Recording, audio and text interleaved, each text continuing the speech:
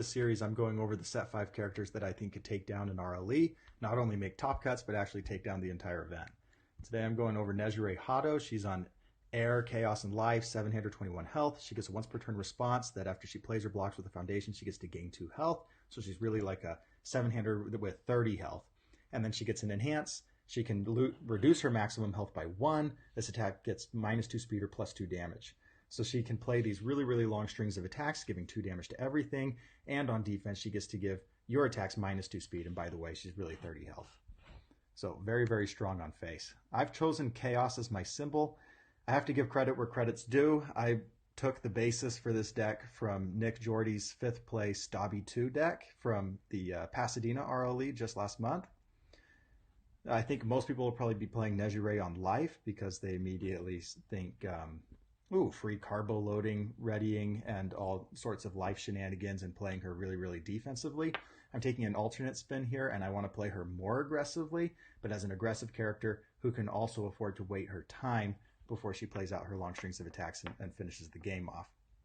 So if you want to see a deck profile of Nick Jordy's Dobby 2 list, you can go to the YouTube channel Undefeated at Locals, hosted by, I believe, Marvin Emery, and you can watch his video on it. The basic strategy for this deck is to play long strings of damage buffed attacks. And I realize now I have a typo here. But we want to take advantage of Chaos 0 diffs, which are by far the best in the game, so we can get these really strong early builds off. We want to improve our checks and ready our stage so that we can play long strings very early in the game, even as early as turn 2 if needed. We can grab momentum early, and then we're going to use it in a lot of variety of ways. That's just classic Chaos momentum shenanigans. And then we want to continually cycle our hand into attacks. And then finally, while we can win on turn 2 sometimes we can also lean into the defense on face of Nejire and wait until the time is right and when our rival is committed out or they have few cards in hand. So here's the basic list. It's 60 cards, 21 attacks. That's a pretty aggressive attack ratio, but we are playing Nejire a little more aggressively. And one of the things you'll notice off the bat is almost all of our foundations are 1 diffs and 0 diffs, and almost all of our attacks are 4 diffs, except for just a few of the indiscriminate shocks. Okay, so key number 1, we want these strong early builds. So I've already mentioned Chaos gets the best 0 diffs in the game. We get requesting assistance to ready foundations, release for powerful defense, and then easily excited and basic training for small stat pumps. But what makes these cards truly great is that if you look, they all have 2 block modifiers. So not only are they some of the strongest 0 diffs in the game, they're also some of the best to hold in your hand as blocks. And we can see that the average difficulty of our foundations is 0.86. I've never played a deck with that low of an average difficulty. Okay, key number 2, we want to improve our checks and ready foundations so that we can play these extraordinarily long attack strings early in the game. And we can do so without even clearing our card pool. So obviously we're going to start out with Twisting Azure Inferno. Now for Twister Azure Inferno's effect to go off, giving all of our checks +1 and our rivals checks -1, we have to get it to 7 damage, which in this list, Nejire is going to get it to 6 damage, and then we have 4 basic trainings to get the last one. We have 4 Nejire Chans of the big 3, and then we have 2 Vast Hybrids, which can give all of our attacks for the whole turn 1 damage. So we have 10 different foundations that can get there for us, and if we need to, we can also use Cremation, Respond, and get the extra 2 damage. We have Spiral Wave Surge, which if they block this attack, which they're going to want to block the attack because we're going to give it the +2 damage, and then we're going to give it +2 more damage, and it's going to be a 4 mid for 8. And then if it's blocked, I'm going to get +1 to my check for every single attack that they've blocked this turn. So basically I get a free next attack. And then we get Double Jab Pummel. I don't think Double Jab Pummel needs any introduction, but we're going to give our next check +2. Every single attack in our lineup is a charge attack. And then we have this really, really nice Deadlock Enhance as well. And then Freezer Burn, we're going to fill up our discard pile for the future because we're going to want to be playing Meteor Showers. And it's going to also allow us to ready something. And it's going to be a 4 low for 6 that we can cancel anything they want. So this is also a great finisher when needed. And then we get tons of foundations that help our checks too. Vast Hybrid is going to go to our momentum, and then it's going to give a check +1. Self-Doubt we can use to give a check +1 after something deals no damage.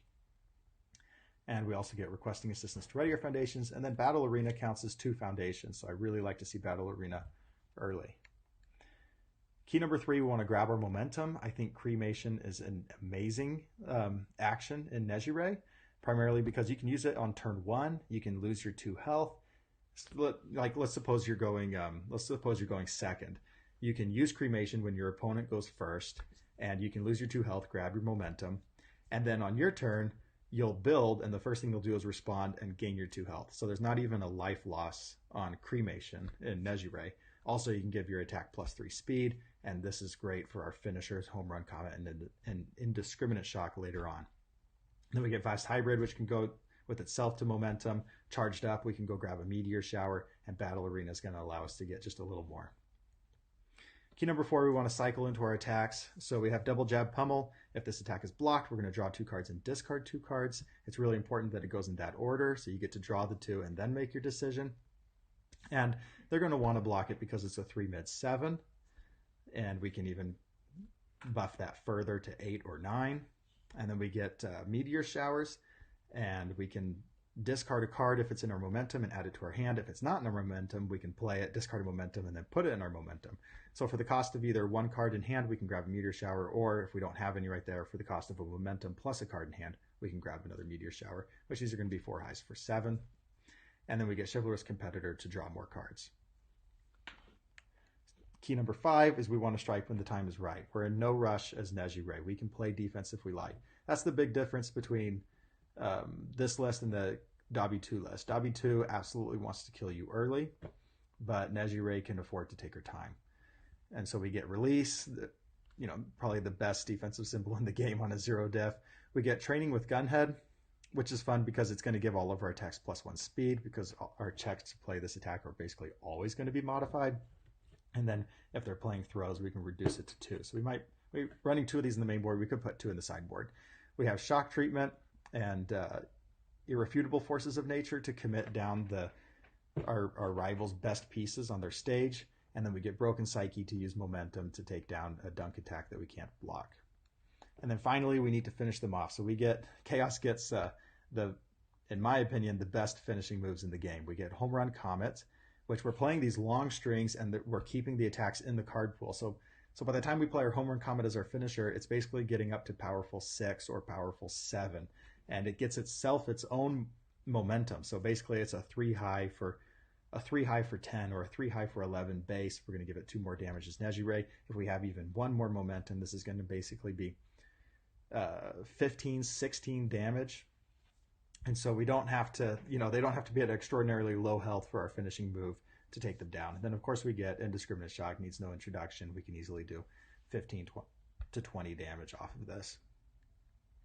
As for deck statistics, we got 2.1 deck stability. I've never had a deck stability that high, and that's even with playing an aggressive attack ratio, and that's simply due to the low difficulty of the foundations. We've got perfectly even block zones. This is more so, this did not happen by chance. It's more so because I'm OCD.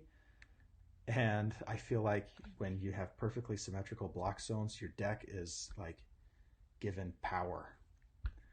And that's purely in my mind thing and not reality. All right, so that's Nejire Hado. Let's look at the list. I think I mentioned every single card in the list. There's a lot of different ways you could go. We could certainly take out Charged Up and put in the, well, now I can't remember, but put in the one that says you destroy it and go grab momentum, but it's a 4 check instead of a 5 check, and it's a mid block instead of a high block. There's a lot of different avenues you could go down here, especially with the chaos symbol. There's a lot of things that I had to cut and take out, but that's just naturally what you have to do. I'm at 60 cards. I could easily take this down to 50, 55 cards if I wanted to, and maybe that's the right decision. But right now I feel like 60 is the sweet spot to where I'm still seeing the cards that I want to see, and I'm able to play this long defensive game if I like, and I don't want to have to cycle my meteor showers. So that's it for Nejire Hado. We've got 2 videos left, Rappa and Midoriya, so keep your eyes out.